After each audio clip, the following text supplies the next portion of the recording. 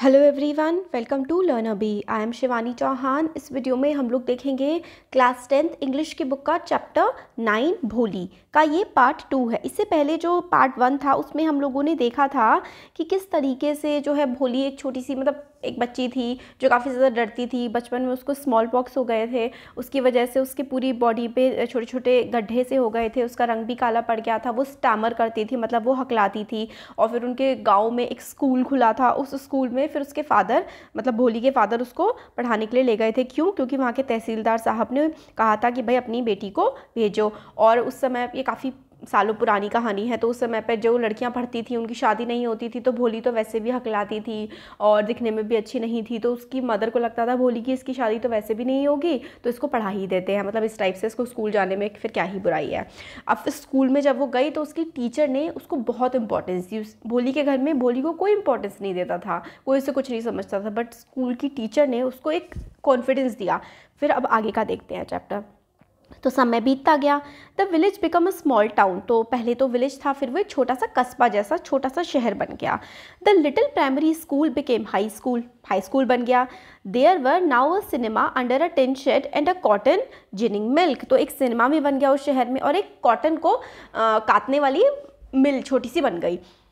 The mail train began to stop at their village station. तो जो mail लाने वाली ट्रेन थी वो उनके गांव के जो रेलवे स्टेशन था वहाँ पे रुकने लगी। वन नाइट खाना खाने के बाद Ramlal said to his wife. Ramlal जो थे भोली के फादर थे, उन्होंने भोली की माँ से कहा, then shall I accept Bishambar's proposal. कि क्या मुझे बिशंबर के प्रपोजल को एक्सेप्ट कर लेना चाहिए, मान लेना चाहिए? अब ये क्या था? Yes certainly his wife said. उसकी वाइफ ने कहा बिल्कुल मान लेना चाहिए। Bholi will be lucky to get such a well to do bride groom.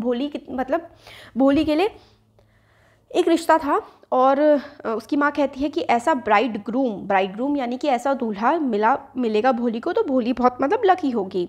A big shop, a house of his own and I hear several thousands in the bank. और उसकी एक बड़ी सी दुकान है उस आदमी की, उसका बड़ा सा घर है और उसके बैंक में भी काफ़ी सारे पैसे हैं, ऐसा मैंने सुना है। More over he is not asking for any dowry. Dowry होता है दहेज, वो दहेज की भी मांग नहीं कर रहा है। That's right, but he is not so young. But वो यंग नहीं है, जवान नहीं है। You know almost the same age as I am. मतलब भोली के फादर की एज का वो आदमी था। And he also limps. तो वो लिम्प ही करता था। देखिए लिम्प का मतलब होता है कि लड़खड़ा कर चलना, मतलब सही तरीके से वो चल भी नहीं पाता था। Moreover the children from his first wife are quite grown up. और उसकी पहली पत्नी के जो बच्चे थे वो काफ़ी बड़े हो चुके हैं। So what does it matter, his wife replied. तो उसकी भोली की माँ ने कहा कि क्या हो गया, 45 और 45 या 50 साल का होगा। It is no great age for man. आदमियों के लिए 50 साल कोई ज़्यादा उम्र थोड़ी ना होती है। We are lucky that he is from another village and does not know about her pock marks and her lack of sense. तो फिर वो कहती है भोली की माँ कि अच्छा हुआ वो दूसरे गांव से है और उसको पोक मार्क्स के बारे में, यानी कि जो उसकी बॉडी में छोटे छोटे से गड्ढे हैं भोली की, उसके बारे में ही नहीं पता है। और लैक ऑफ सेंस की मतलब उसको थोड़ी कम समझदार है वो भोली, ये भी उस आदमी को नहीं पता है। If we don't accept his proposal she may remain unmarried all her life. तो भोली की माँ कहती है कि अगर हम इस शादी का प्रपोजल जो प्रस्ताव आया है भोली के लिए, इसको हम नहीं मानेंगे तो शायद भोली की कभी शादी ही ना हो। Yes but I wonder what Bholi will say. तो फिर भोली के फादर कहते हैं बट भोली क्या कहेगी इसके बारे में। What will this witless one से। तो ये जो बेवकूफ़ है ये क्या कहेगी। She is like a dumb cow. मतलब ये तो डम्ब काउ, बिल्कुल सीधी गाय जैसी है, बेवकूफ़ गाय जैसी है बोली, ये क्या कहेगी। Maybe you are right muttered Ramlal. तो मटर मतलब रामलाल मटर करता है, जैसे गुनगुना, जैसे बोलते हैं ना कि एकदम धीरे से बोलता है कि हाँ शायद तुम सही ही कह रही हो, अपनी वाइफ से वो कहता है। In the other corner of the courtyard भोली ले अवेक ऑन हर कॉट। तो कोर्टयार्ड आंगन के दूसरे कोने पर भोली अपनी खाट पर, कॉट होती है खाट पर जगी हुई थी और अपने पेरेंट्स की बातों को वो सुन रही थी। विस्परिंग, जो फुसफुसा रहे थे उसके पेरेंट्स धीरे धीरे बात कर रहे थे, भोली सुन रही थी। Bishambar Nath was a well to do grocer. He came with a big party of friends and relatives with him for wedding. तो बिशंबर नाथ जो है वो काफ़ी बड़ा ग्रोसर था, मतलब एक अच्छी खासी सी उसकी दुकान थी। वो एक बड़ी कई सारे दोस्तों के साथ आया, अपने रिश्तेदारों के साथ आया शादी के लिए। A brass band playing a popular tune from an Indian film headed the procession. तो ब्रास बैंड जैसे बैंड वाले होते हैं ना, वो आए, खूब सारे मतलब गाने वाने बजाते हुए जैसे शादियों में होता है, इस तरीके से प्रोसेशन मतलब पूरी रैली सी निकल रही थी। With the bride groom riding a decorated horse, तो ब्राइड ग्रूम जो है डेकोरेटेड हॉर्स ना, दूल्हा बैठा हुआ था घोड़ी पर, वो 50 साल का। Ramlal was overjoyed to see such pomp and splendour, तो रामलाल काफ़ी ज़्यादा खुश हो गया। पॉम्प एंड स्प्लेंडर मतलब इतना चमक धमक देख करके रामलाल काफ़ी खुश हो गया। He had never dreamed that his fourth daughter would have such a grand wedding, तो उसकी जो चौथी बेटी थी रामलाल की, भोली, उसके फादर ने कभी नहीं सोचा था कि भोली की इतनी पॉम्प एंड शो से इतनी अच्छे से शादी होगी। Bholi's Elder sisters who had come for the occasion were envious of her luck, भोली की जो बड़ी सिस्टर्स थी वो एनवियस थी, जल रही थी कि भोले की शादी कितनी तामझाम, कितनी धूमधाम से हो रही है। When the auspicious moment came, the priest said, "Bring the bride." तो auspicious का मतलब होता है वो पवित्र या फिर जो अच्छा समय था जब वो आ गया, तो पंडित ने कहा कि भाई दुल्हन को ले आओ। भोली क्लैड इन अ सिल्कन ब्राइडल ड्रेस, भोली ने पहनी हुई थी सिल्क की ब्राइडल ड्रेस, मतलब वही शादी का लहंगा पहना हुआ था। Was led to the bride's place near the sacred fire, sacred fire मतलब पवित्र आग, अग्नि जो शादी में होता है ना, बीच में आग जल रही होती है, तो उसके वहाँ पर जाकर के बैठ गई बोली। गार्लैंड द ब्राइड, मतलब गार्लैंड होती है ना माला, ब्राइड के दुल्हन के गले में माला डालो। One of his friends prompted Bishambar Nath, तो बिशंबर नाथ के किसी एक दोस्त ने कहा कि भाई गले में माला डाल दो दुल्हन के। The bride groom lifted the garland of yellow marigolds, तो वो था गेंदे का फूल की माला उसने उठाई ब्राइड ग्रूम ने, दूल्हे ने। A women slipped back the silken well from the brides face, तो एक विमेन ने क्या किया, जो वेल था, वेल क्या होता है, वेल होता है घूंघट, एक औरत ने, जो भोली थी, ब्राइड थी ना वो, दुल्हन, ब्राइड होती है दुल्हन, दुल्हन के मुंह से यानी कि भोली के फेस पे से वेल हटा दिया, पर्दा या फिर घूंघट हटा दिया। बिशंबर टुक अ क्विक ग्लांस, बिशंबर ने एकदम से देख लिया भोली को। The garland remained poised in his hand, अब गार्लैंड उसके हाथों में ही धरी रह गई। The bride slowly pulled down the well over her face, तो ब्राइड यानी कि भोली ने फिर से अपने फेस के नीचे, फेस पे मतलब फिर से पर्दा कर लिया या फिर घूंघट डाल लिया। सो वॉट, ठीक है, अच्छा हाँ यहाँ है। Have you seen her, said Bishambar Nath to the friend next to him, she had pock marks on her face, तो बिशंबर नाथ ने अपने दोस्त से कहा कि क्या तुमने इसका चेहरा देखा, इसके चेहरे पे तो पोक मार्क्स हैं। पोक मार्क्स जैसे कि पहले ज़माने में ना, देखिए स्मॉल पॉक्स एक बीमारी होती थी, उसकी वजह से ना पूरे चेहरे पर गड्ढे गड्ढे हो जाया करते थे, तो वो बिशंबर नाथ कहता है कि देखो इसके चेहरे पे तो गड्ढे गड्ढे जैसे हैं। So what, you are not young either, तो उसका दोस्त कहता है कि अच्छा ठीक है, उसके चेहरे पे पोक मार्क्स है तो क्या हो गया, तुम भी कौन सा जवान हो। Maybe but I am to marry her father must give me 5000 rupees, तो फिर वो बिशंबर नाथ कहता है ठीक है मैं जवान नहीं हूँ बट मैं इसे शादी तो कर रहा हूँ, तो इसके फादर को मेरे को 5000 रुपये देने चाहिए।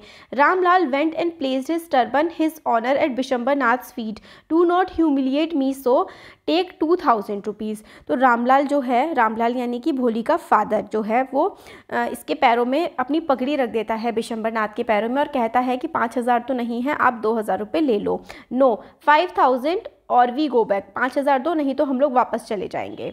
तो बिशंबर नाथ कौन था, बिशंबर नाथ वो आदमी था 50 साल का जो भोली से शादी करने के लिए आया था, ये 50 साल का था almost.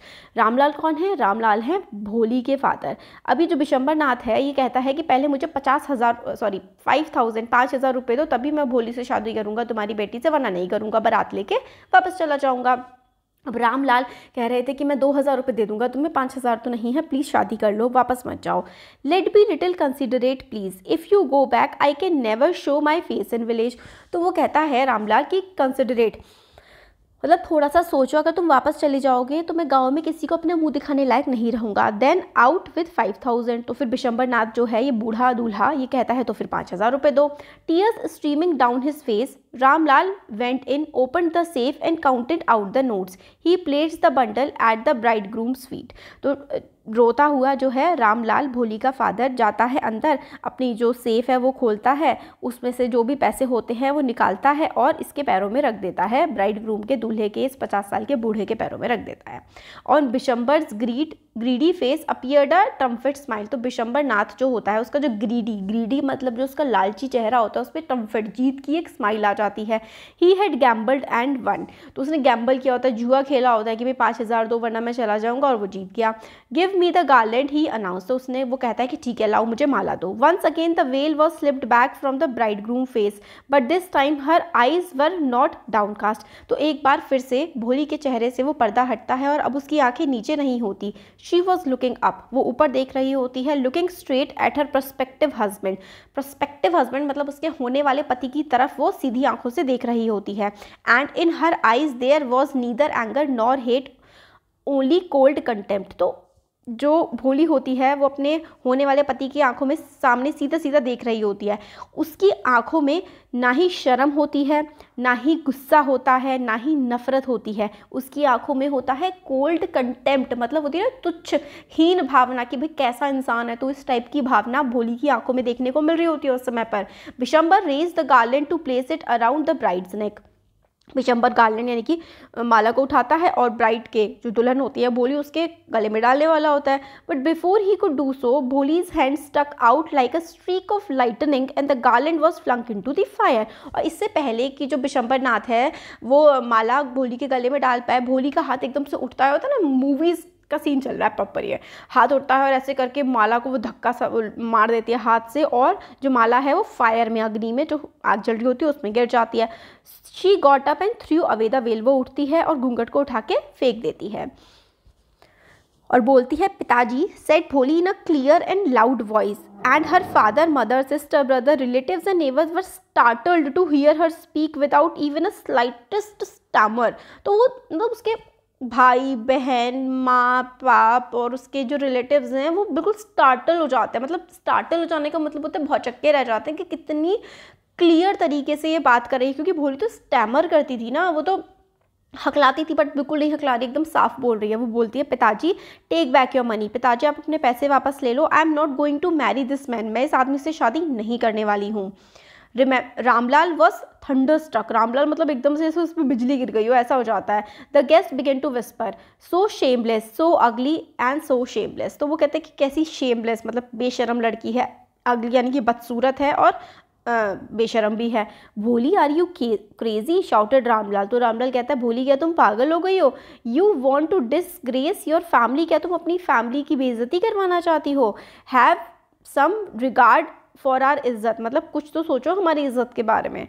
For the sake of your इज्जत said Bholi I was willing to marry this lame old man, तो वो कहती है आपकी इज्जत के लिए मैं इस लेम इस बूढ़े आदमी से शादी करने को तैयार थी आपकी इज्जत के लिए, but I will not have such a mean greedy and contemptible coward as my husband, तो वो कहती है कि मैं इस मीन इस सिर्फ अपने बारे में सोचने वाले ग्रीडी कंटेम्प्टेबल और इस जो कावर्ड है, कावर्ड का मतलब होता है जो डरपोक होते हैं, इस डरपोक आदमी इस लालची आदमी से मैं बिल्कुल भी शादी नहीं करने वाली हूँ। मैं आप क्यों पहले शादी करने वाली थी, क्योंकि आप लोग की इज्जत की वजह से ही तो मैं शादी करने वाली थी। तो इसकी इस तरीके से भोली बोलती है कि नहीं भाई अब तो मैं इसे शादी नहीं करूँगी। और ये जो शब्द है ना कंटेम्प्टेबल, इस शब्द का मतलब होता है कि जो पिटिएबल मतलब बिल्कुल बेकार सड़ा हुआ टाइप, आप इसको समझ सकते हैं। सॉरी स्कर्वी मैन, जो बिल्कुल बदतमीज़ टाइप का हो, इस तरीके के आदमी से मैं शादी बिल्कुल भी नहीं करने वाली हूँ। What a shameless girl, we all thought she was a harmless dumb cow, तो वो सब फिर एकदम से बोलने लगते हैं कैसी शेमलेस कैसी बदतमीज़ सी लड़की है, हमें लगता था ये तो हार्मलेस है, किसी को कुछ नहीं कहेगी, बिल्कुल सीधी है। बोली turn violently on the old man, तो वो वायलेंटली काफ़ी ज़्यादा बुरी तरीके से उस ओल्ड मैन की तरफ जाती है। Yes aunty, sorry old women, yes aunty you are right, you all thought I was dumb driven cow, तो वो कहती है हाँ आंटी आप बिल्कुल सही, पहले आप लोग सब सोचते थे कि मैं बिल्कुल बेवकूफ़ हूँ, बिल्कुल गाय जैसी हूँ। That's why you wanted to hand me over to this heartless creature, इसलिए आप मुझे इस हार्टलेस इस बदतमीज़ आदमी के साथ बांधना चाहते थे क्योंकि आप समझते थे कि मैं इतनी सीधी हूँ।